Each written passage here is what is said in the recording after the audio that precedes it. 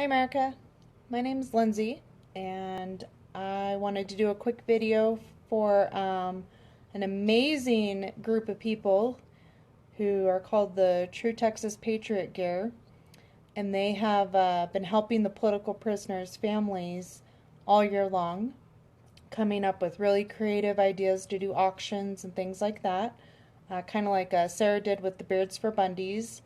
And it's great to see the community come together when we have Joe Robertson's wife, Carri Robertson, who has some extra needs right now.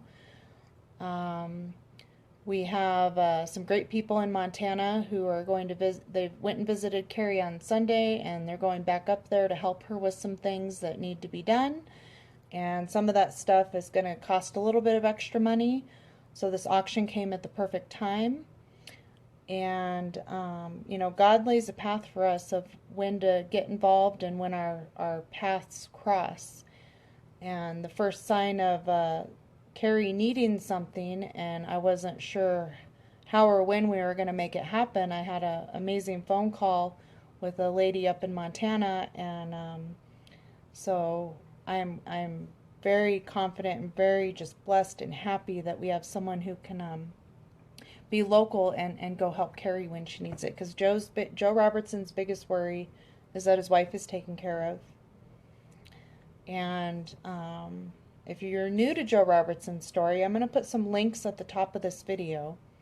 And KrisAnne Hall explains really well why Joe is in federal prison and why he got railroaded and why it's so horrible, and everyone should be standing up and saying no more. Joe's story has so many issues in it that go against freedom and liberty, and the heavy-handedness that they're doing on the 77-year-old Navy vet when he was sentenced, and the EPA, and he put ponds on his property, and now the Bureau of Prisons. I could go on for probably an hour to summarize all the issues we've had there, but basically that no one has seen Joe since August 2016. He's been moved 5 times. He's now in Englewood, Colorado, 15 minutes from my house. I've kind of become the family friend of Joe and Carri Robertson. Carri, I talk to her a lot on the phone. We're pretty much best buddies, and I consider them family. I consider Joe a very honorable man, and I look up to him, and he inspires me, and I think he's kind of like my adopted grandpa. So, even though I'm not really a professional media spokesperson, I stumble on my words. I'm just a mom here, and I'm just standing up and saying no more and helping be the voice of Joe Robertson, who right now, because of this prison, he has had his phone call. They've isolated him. He's been in solitary for a week at one point. They've taken away his phone calls. They've taken away his computer access. He does have an open appeal, and that law library is pretty important why that's going on. He really should be on release because he has an open appeal.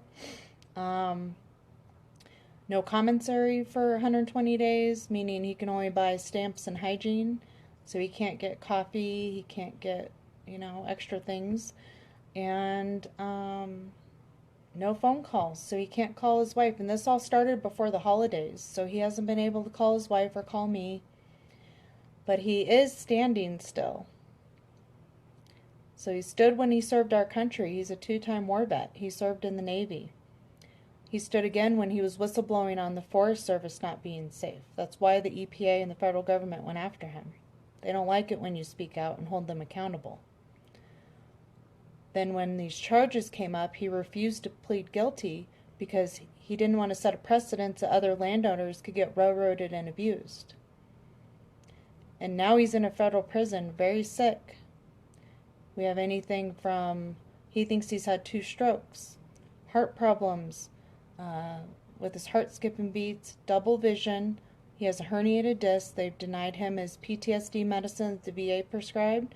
They've denied him orthopedic boots. They've denied him glasses. They've denied him a CT scan. And they moved him 5 times after the first stroke. Symptoms. We have to say symptoms, but Joe feels like he's had 2 strokes. And Everyone here in Colorado who's applied to be on his visitor list has been denied. Why are they isolating him? Well, they're trying to silence him because now he's whistleblowing on the Forest Service, or on the, just like with the Forest Service he was whistleblowing, he's whistleblowing on the prison, FCI Inglewood, with medical neglect, abuse, unhealthy living conditions, other prisoners who have died in there from neglect, and 6 people who are in there with him, either them or their families, have reached out to us, and they call Joe a hero because he's holding those beeps accountable. So that right there inspires me. With him being as sick as he is, he's lost 45 pounds. He's still in there standing, you guys. So we have to stand out here, and we have to unite, and we have to do things to get the job done. And part of that is helping the families when their loved ones are being held hostage unjustly. So this auction is very important right now. We are blessed, and we are humble, and we're just so thankful for you guys reaching out and offering us this help in a time of need for Carri. And we need to contact elected officials. We need to make sure we're writing Joe. If you're in Colorado, come and stand with us on Saturdays at 11 a.m. for prayer and rallies. And we do music, and we pass out flyers, and we raise awareness.